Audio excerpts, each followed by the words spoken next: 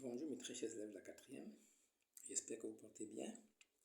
Aujourd'hui nous allons continuer la deuxième partie du calcul littéral et on va parler justement de développer et réduire, développement et réduction. Alors pour bien comprendre ces notions, il est important de savoir qu'est-ce que ça signifie que de réduire une expression littérale. C'est très simple. Mais même si on prend une explication, j'ai envie de dire terre à terre, réduire c'est diminuer. Réduire c'est diminuer. Réduire un texte par exemple, c'est l'écrit en peu de mots. Mais revenons au sens mathématique du terme. Donc réduire une expression littérale, c'est la transformer en une somme algébrique de termes de même nature. Ça veut dire quoi ça? Ça veut dire que si j'ai une expression littérale dans laquelle j'ai par exemple la lettre A qui vient plusieurs fois, je dois réduire toutes les lettres A pour avoir un terme en A. S'il y a les termes en B, je fais la même chose. S'il y a les nombres, je fais la même chose.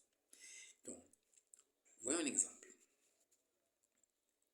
A égale moins 4 plus 3x moins 6x plus 7.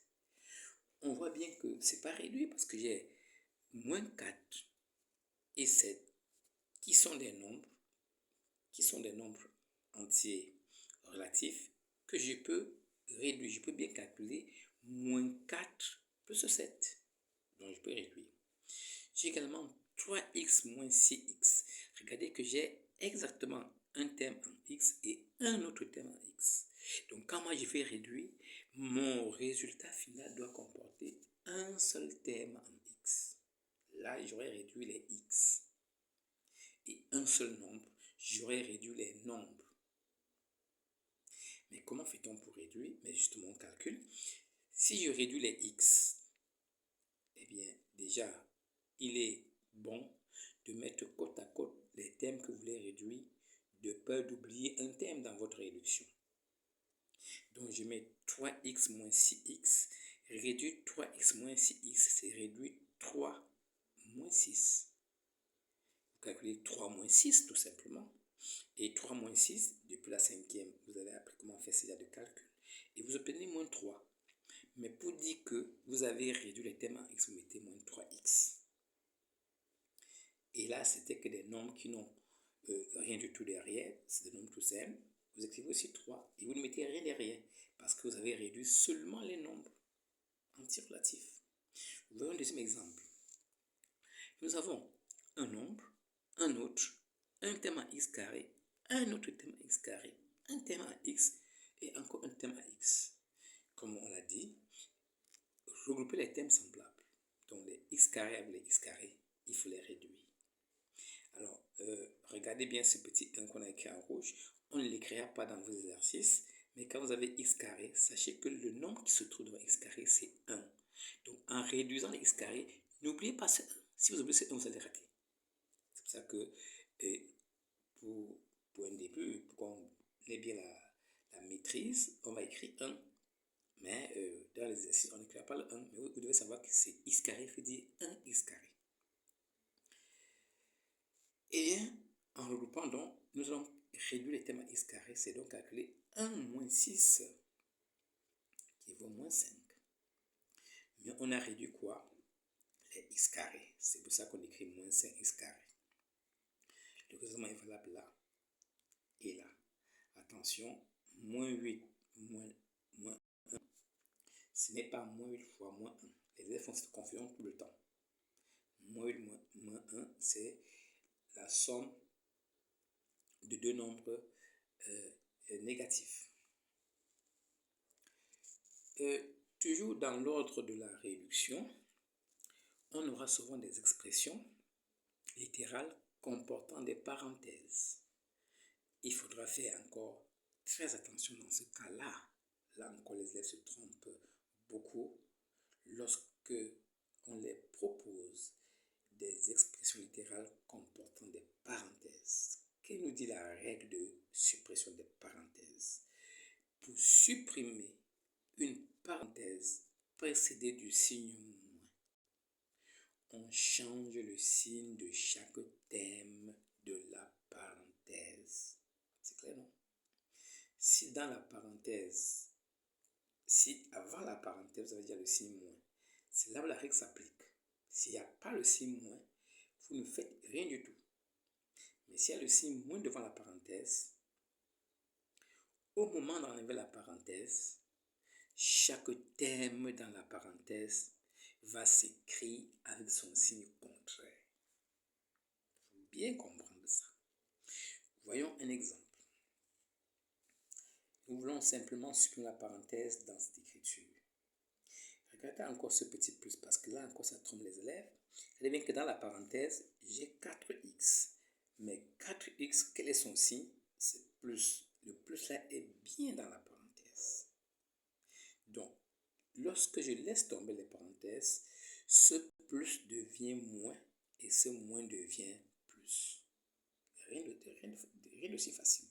Mais si vous oubliez ça une seconde seulement dans vos calculs, vous êtes sûr que vous passerez à côté du résultat.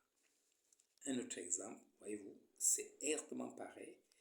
Dès que la parenthèse quitte, ce moins devient plus, ce plus devient moins, ce moins devient plus. On a écrit avec le couleur pour qu'on voit bien ce qui se passe. Mais par contre, si c'est plus devant la parenthèse, là, on a supposé qu'on n'a rien écrit. S'il n'y a pas de signe devant la parenthèse, cela veut dire que le signe qui est là, c'est plus qu'on ne va pas écrire. Si l'expression commence, si votre écriture commence avec la parenthèse. Si c'est entre deux parenthèses, ce signe-là est obligatoire.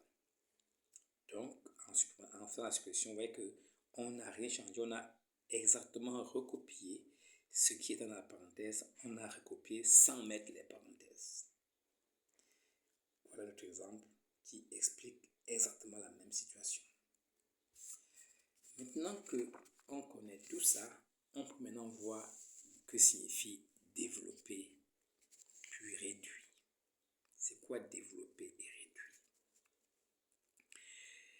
D'abord, développer une expression littérale, c'est la transformer en une somme algébrique de thèmes.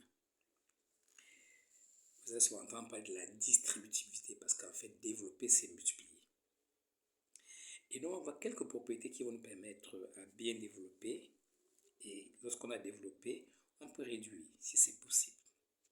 Première propriété, c'est que j'ai un nombre devant la parenthèse. Mais que fait ce nombre par rapport à chaque thème de la parenthèse? Il multiplie chaque thème de la parenthèse.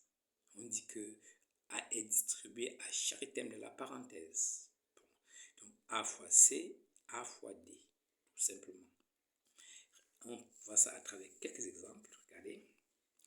2 que multiplie 3x moins 5. Ici, on a pris la peine de traduire cela. Et on a créé avec le couleur pour qu'on voit bien. 2 multiplie 3x, le même 2 multiplie 5. Et donc, voilà le résultat qu'on obtient. Un autre exemple, c'est vraiment la même situation. A fois A, ça fait A au carré. Depuis la cinquième, vous avez vu les puissances. Bien sûr qu'on y reviendra. Mais vous savez que A puissance n fois A puissance m, c'est A puissance n plus m. La même situation est là. 3AB, on écrit 3AB. A et B étant deux lettres différentes, on laisse comme ça. Voilà d'autres exemples qui illustrent toujours cette même distributivité. Attention à x fois x, ça fait bien x carré. Et attention au produit des signes, moins fois plus, ça fait bien moins. Donc, voilà quelques exemples pour cette première propriété. On va voir une deuxième propriété. Ici, il s'agira de la double distributivité. En fait, qu'est-ce qui se passe? La double distributivité. Bon, on va un peu oublier ce terme technique. On comprend seulement que moi, j'ai une parenthèse fois une autre parenthèse. On va dire ça terre à terre comme ça. Donc, dans la première parenthèse, il y a deux thèmes. Ça aurait pu être trois thèmes, peu importe le nombre de thèmes. Donc, le premier thème va être distribué à chaque thème de la deuxième parenthèse. En thème SEM, le premier thème multiplie chaque thème de la deuxième parenthèse. Le deuxième terme multiplie encore chaque terme de la deuxième parenthèse. D'où la propriété que vous avez là.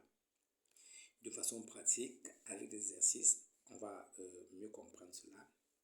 Alors, regardez ce qui se passe. 2x plus 3, facteur de 3x moins 2. Donc, le 2x multiplie chaque terme de la deuxième parenthèse. 2x fois 3x, encore 2x fois moins 2. Tout comme 3 multiplie 3x et encore 3 multiplie moins 2.